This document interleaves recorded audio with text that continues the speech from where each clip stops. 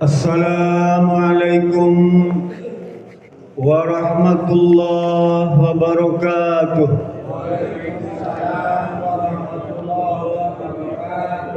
Alhamdulillahi rabbil alamin.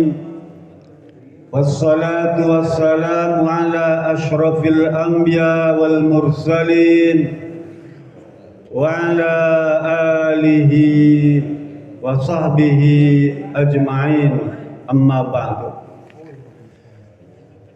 Yang terhormat pengurus DKM Masjid Muhajirin, yang kita hormati Ketua RW 13 beserta jajarannya, yang kita muliakan akhinal kiram Al-Ustadz Haji Nunu Zakaria, dan yang dirahmati Allah Subhanahu wa taala, rekan-rekan sejawat jamaah Masjid Muhajirin. Pagi ini sepatutnya yang menyampaikan tausiah adalah Al-Ustadz Dedi Sidwan. Saya barusan diminta oleh Pak Haji Nun untuk menggantikan beliau. Jadi saya mohon keikhlasan bapak-bapak semua untuk menerima apa yang saya sampaikan ini.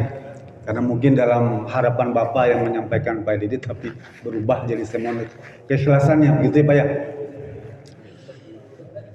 Saya akan mengutip salah satu hadis yang diriwayatkan oleh Abdullah ibn Umar radhiyallahu anhu maqal, kana Umar bin Khattab sara fil lail famara bil mar'ati fasami'a sautaha faqalat tatawala hadzal lailu waswada janibuhu wa araqqani alla habibun ulaibuhu fa wallahi laula Allahu anni uraqibuhu taharraka min hadza sariri jawanibuh. Hadisnya panjang Pak ya. Kata Abdullah bin Umar radhiyallahu anhu, ayahnya Umar bin Khattab itu punya kebiasaan suka keliling pada malam hari Pak. Bahasa sekarang belusukan. Dia khalifah Pak. Umar bin Khattab itu khalifah. Dia kalau malam suka punya kebiasaan belusukan keliling kampung, keliling kota Madinah. Tiba-tiba dia berhenti di sebuah rumah seorang wanita namanya Fulana. Di hadis tidak disebutkan namanya, Fulana saja begitu. Karena si wanita tadi pemilik rumah itu bersenandung, hariring, ya, hariring, bersenandung. Dan terdengar suaranya tuh ya oleh Umar bin Khattab itu. Apa kata wanita tadi? Tatawala hadzal lailu waswada janibuh. Sungguh betapa panjangnya malam ini dan terasa melelahkan, tetapi di ujungnya justru terasa kelam bagi diriku. Kemudian lanjutkan lagi kata beliau, wa arakani, tapi aku merasa sedih, ada rasa kepedihan pada diriku karena seseorang yang sangat kukasihi ya, tidak bersama diriku. Kalau seandainya dia ada, tentu aku akan bermain-main dengan dia. Lalu dia bilang, fa wallahi, demi Allah, kalau bukan karena Allah selalu mengawasi diriku, memperhatikan diriku,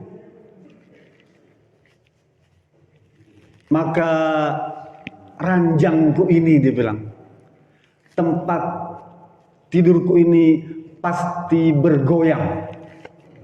Paham maksudnya, Pak? Kalau bukan karena Allah mengawasi diriku, ya, ranjang ini pasti bergoyang. Karena suaminya nggak ada, paham ya? Suaminya nggak ada. Jadi malam tuh malam panjang, dia rasa sedih, ya, hasrat keinginan besar, ya. Tapi Allah mengawasi diriku, ya. Kalau sekiranya enggak, ranjang ini pasti bergoyang. Mendengar itu tuh, Pak, hati Umar bin Khattab bergetar, Pak. Buru-buru dia pulang, ya. Kata Ibn Umar, apa tuh? Fata Hafsah. Dia buru-buru mendatang Hafsah, dia bertanya, ya Hafsah, berapa lama seorang perempuan itu menahan gairah seksualnya tuh? Kata Hafsah, wahai ayahku, rasanya kurang pantas kalau pertanyaan ini yang kau tujukan kepadaku. Ya. Kata Umar bin Khattab, betul Hafsah, kalau sekiranya bukan urusan umat Islam, kaum mukminin, saya gak akan bertanya pertanyaan tabu seperti ini. Ini pertanyaan tabu, Pak. Hafsah, berapa lama perempuan itu kalau ditinggal suami dia bisa tahan? Gitu ya. Kata Umar, saya juga gak akan tanya nih perkara ini kalau bukan menyangkut urusan orang Islam. Lalu kata Hafsah dijawab, arba'ata aw sittata asyhurin, 4 atau 6 bulan wahai ayahku. Gak tahannya tuh perempuan. Lalu faqala Umar, la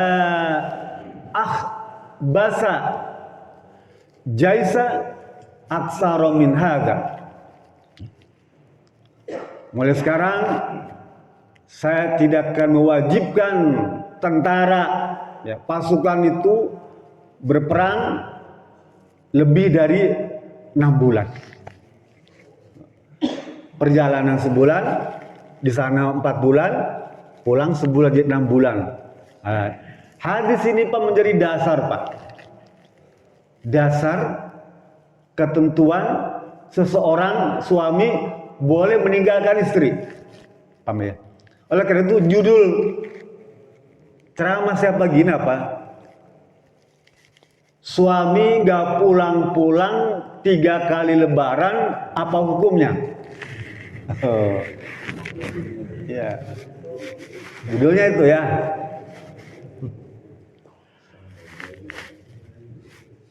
Waktu kita menikah tuh Pak, ya dulu,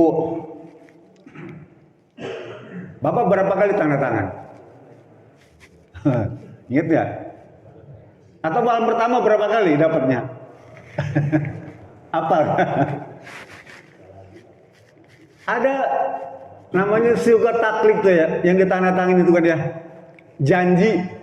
Ini kalau resmi Pak ya, kalau menikah resmi di daftar di KUA tuh, adanya siukat taklik yang harus ditandatangani itu.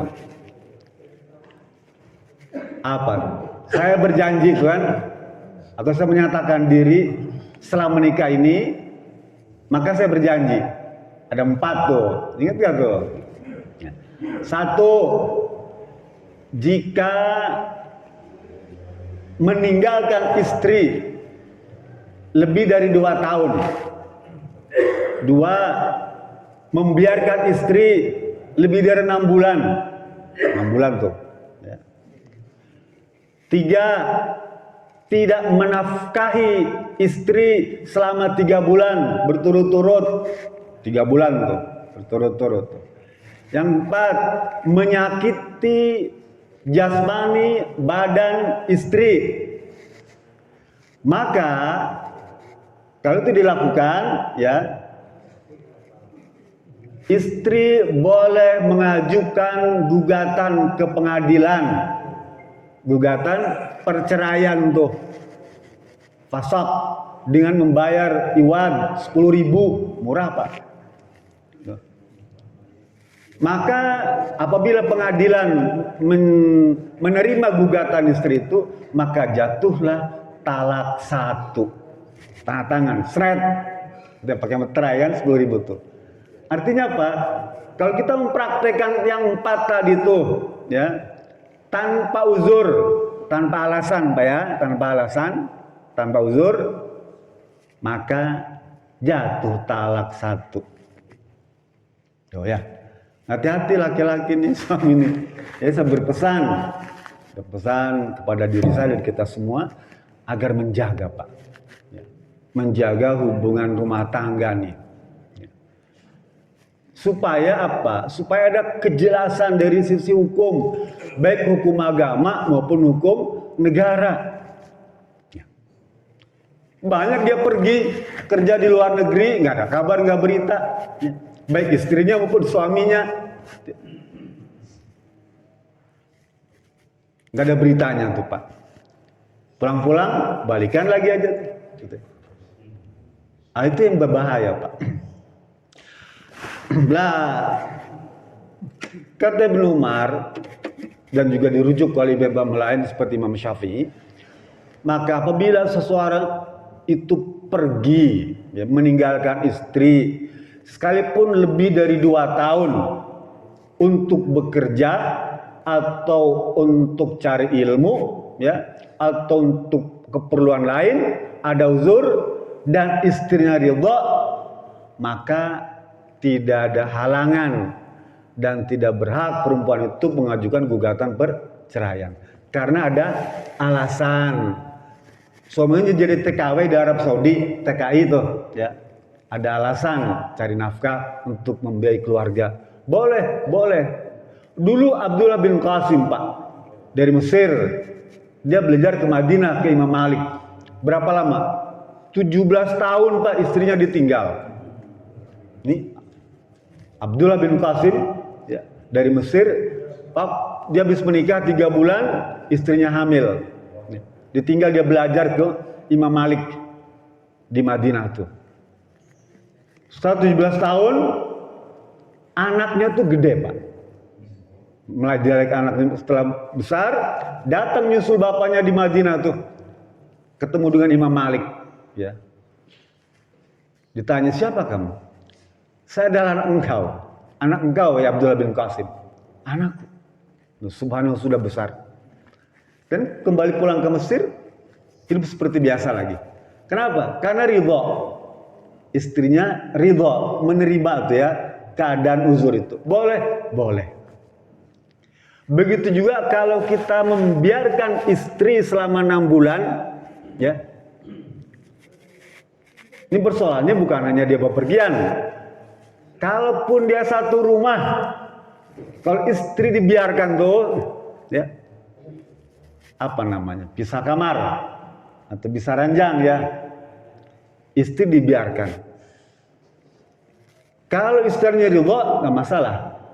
Mungkin karena sakit, kan gini, Pak, perempuan ini kan tidak selamanya dalam keadaan sehat. Ada perempuan yang memang nggak mau disentuh. Dicolek aja nggak mau dia, Pak. Sampai ada yang merasa jijik dengan suami itu, Pak. Ya. Bahkan dia pernah cerita ketika anaknya tanya, Papa kemana, Ma? Papa kerja, nanti mungkin bulan depan pulang. Itu, Pak, ada keluarga yang dia nggak suka kalau ayahnya itu pulang ke rumah. Kayaknya keluarga lebih seneng kalau bapaknya tinggal di luar rumah, gitu ya.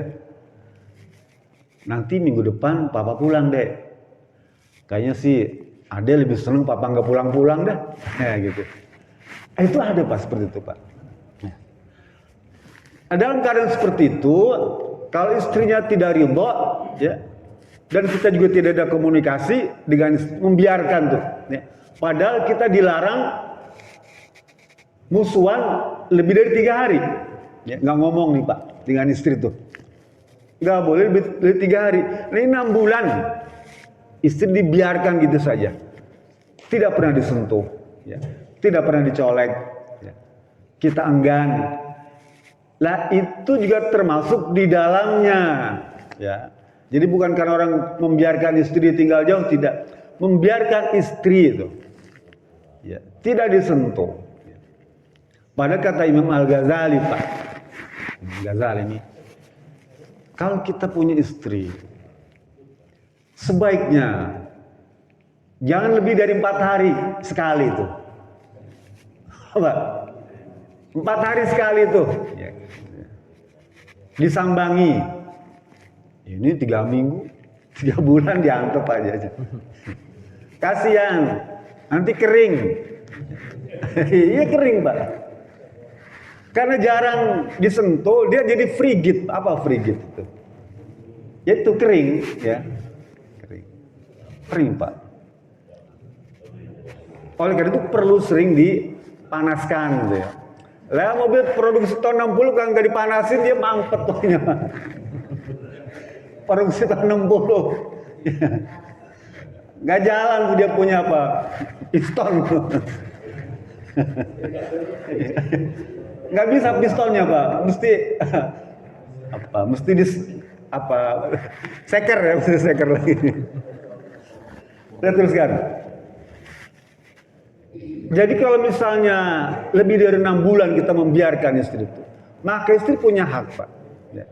Tanpa alasan ya, tanpa alasan. Begitu juga kalau seorang suami tidak menafkahi istri lebih dari 3 bulan.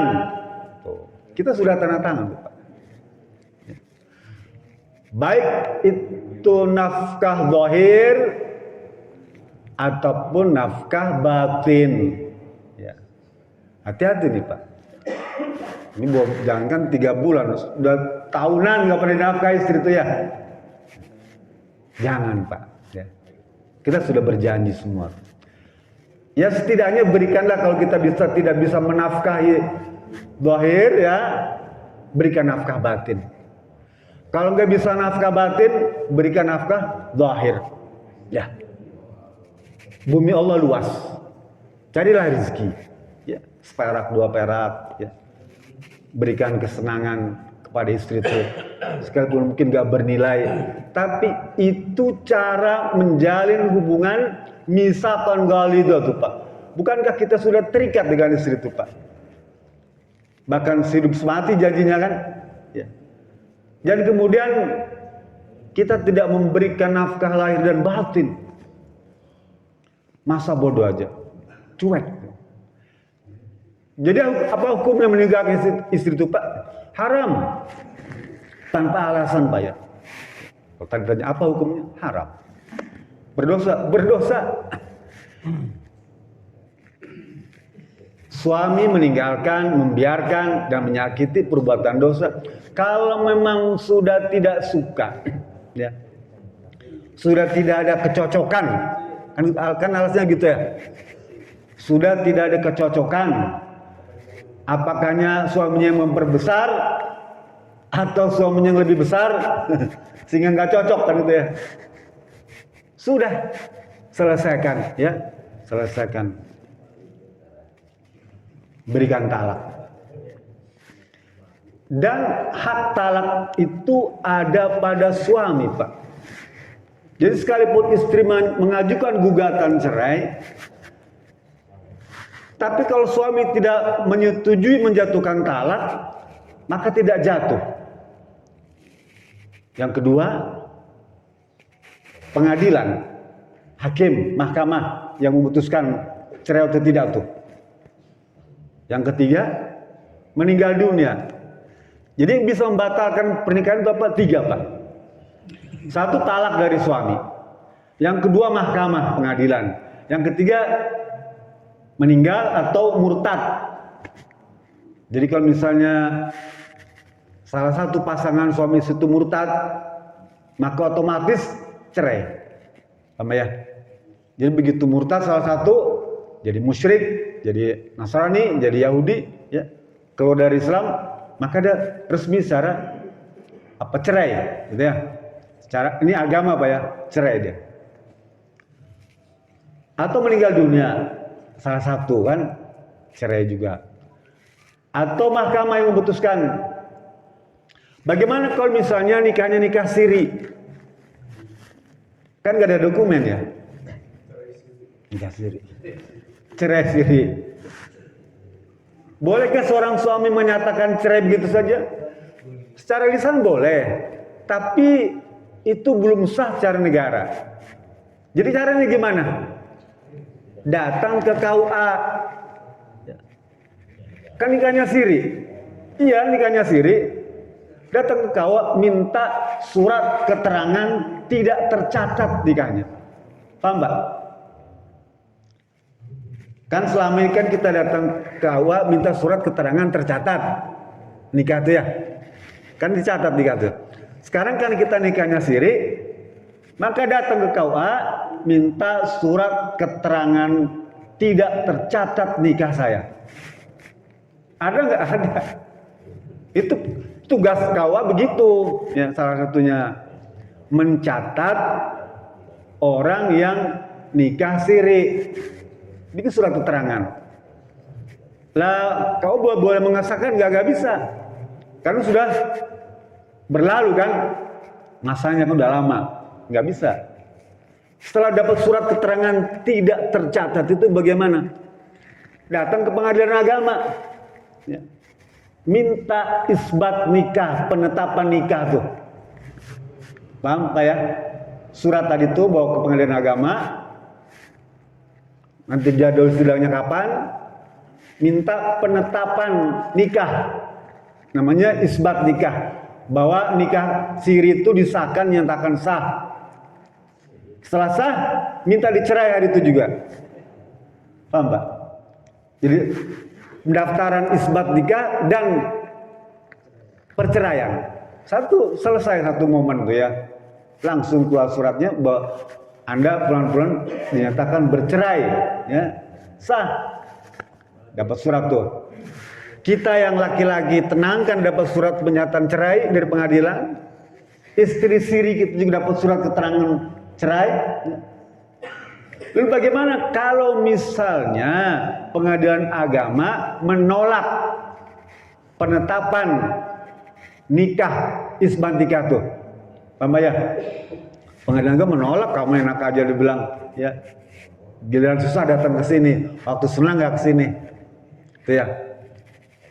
Menolak pengadilan agama tuh, nggak mau menetapkan nikah siri kita tuh. Pengadilan agama bikin surat penetapan dan pernikahannya tidak sah dulu tuh. Itu lebih enak. Artinya apa? Otomatis nikah kita itu dinyatakan tidak sah dan kita resmi bercerai. Artinya pernikahan kita itu tidak dianggap ada. Nikah siri kita tuh Pak. Paham Pak ya? Nikah siri kita praktikkan selama bertahun-tahun itu dinyatakan tidak ada. Paham Pak ya? Oleh pengadilan tuh. Tidak perlu minta surat penetapan cerai lagi. Karena sudah dianggap tidak ada pernikahan itu. Sekalipun kita berumah tangga. Jadi bapak boleh kawin lagi. Istri boleh kawin lagi. Dan gak bisa nuntut. Karena tidak dianggap ada pernikahan itu.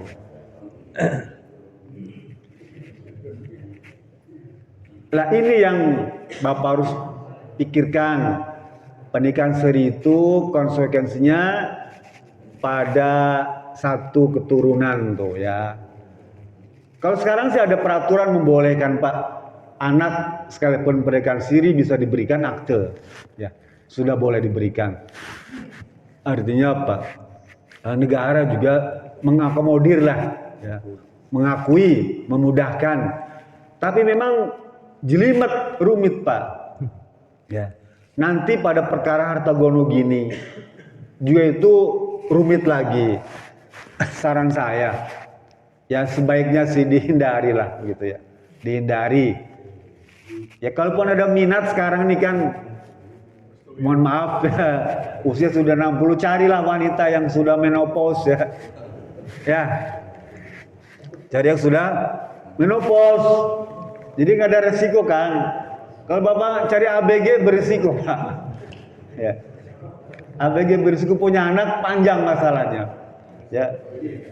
Lah kita juga sudah 60 lebih. Karena ternyata udah pensiun kan Pak ya. Udah pensiun di atas 55. Ya.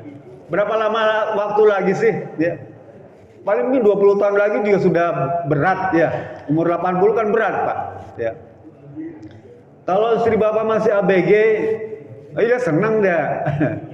Senang kan ada kesempatan bisa mewarisi ya harta kita yang lain kan gitu. Tapi bagi kita kan semakin hari semakin loyo Pak. Apa kita pikir usia tua ini semakin kuat? Enggak Pak. Semakin umur bertambah nih, semakin umur bertambah semakin berkurang tuh Pak. Apa tuh? Kebugaran kita semakin menurun Pak. Terus menurun saja ya. Tadi kita baca tuh penutup surat Ar-Rum tuh. Jadi pada awalnya kuat, lemah, kuat lagi, lemah lagi, terus semakin lemah. Bahkan ujungnya pikun. Nah, kalau udah pikun kan udah repot Pak. Ini siapa ya? Ini istri kamu. Kok beda gitu? Apalagi udah kena penyakit kencing manis. Kan salah satu efek penyakit kencing manis itu Pak, penglihatan Pak. Penglihatan mata nih Pak. Apa namanya? Rabun ayam ya? Ya. Rabun ayam kampus bukan ya? Rabun ayam kampus. Nah, itu ngelihatnya udah buram Pak. Jadi kembali ke tema kita. Bahwa kalau kita meninggalkan istri, ya, harus ada uzur, ada alasan. Ya.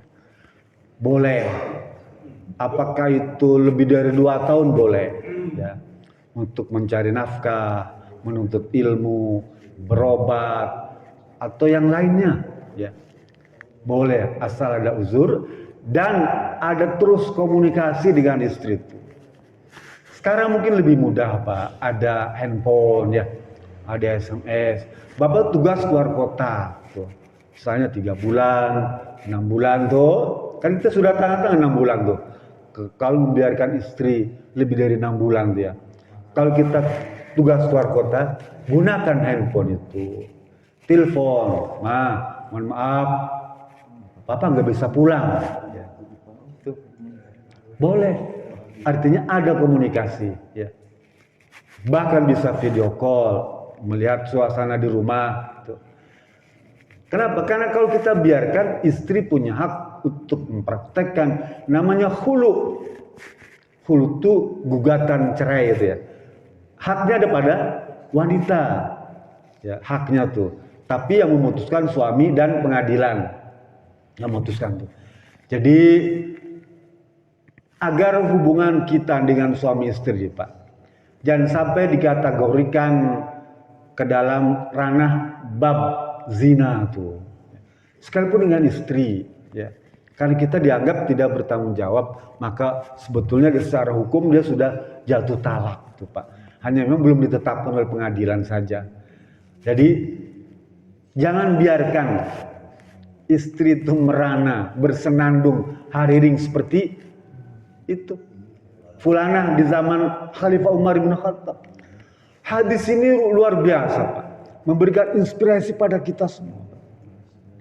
Sehingga lahirlah hukum-hukum fikih pernikahan tuh Pak, gara-gara hadis ini. Ya. Berterima kasih pada Allah Subhanahu Wa Taala, kepada Umar bin Khattab yang menjelaskan tentang hadis ini. Mudah-mudahan kita semua ya tidak dibisiki oleh iblis, oleh setan, ya, agar melakukan tindakan-tindakan yang tercela. Kenapa? Karena yang paling senang tentang perkara ini adalah iblis Pak. Karena iblis itu yang paling hebat itu Pak, mereka yang berhasil memisahkan rumah tangga Pak. Iblis itu istananya di atas air. Tiap hari ada laporan Pak. Setan itu laporan kepada raja iblis itu tentang pekerjaannya. Kalau datang misalnya menggoda, ada setan datang, wahai raja, saya barusan menggoda si fulan supaya nggak sholat subuh. Nggak dianggap Pak. Saya barusan menggoda supaya nggak puasa. Nggak dianggap. Saya barusan menggoda nggak mau bayar zakat. Nggak dianggap Pak. Kecil. Begitu datang, saya barusan menggoda suami istri sampai dia bercerai. Oh ini dia bilang, ini yang dapat bintang. Mananya Pak? Perkara perceraian ini adalah perkara yang paling disenengin oleh iblis dan paling disukai oleh setan. Nah, kita tidak boleh itu Pak mendekati perbuatan-perbuatan setan. Nyerempet-nyerempet perbuatan yang setan seneng. Nih bentar lagi nih bercerai nih, bentar lagi bercerai nih, ya. Jangan Pak. Jadi komunikasi dengan istri, dengan keluarga supaya keluarga itu bisa harmonis lagi. Mungkin itu Pak yang bisa saya sampaikan. Lebih kurangnya maaf. Fattaqun tatatum billahi sabilillah. Assalamualaikum warahmatullahi wabarakatuh. Waalaikumsalam. Alhamdulillah kita telah bersama-sama mendengarkan tausiah yang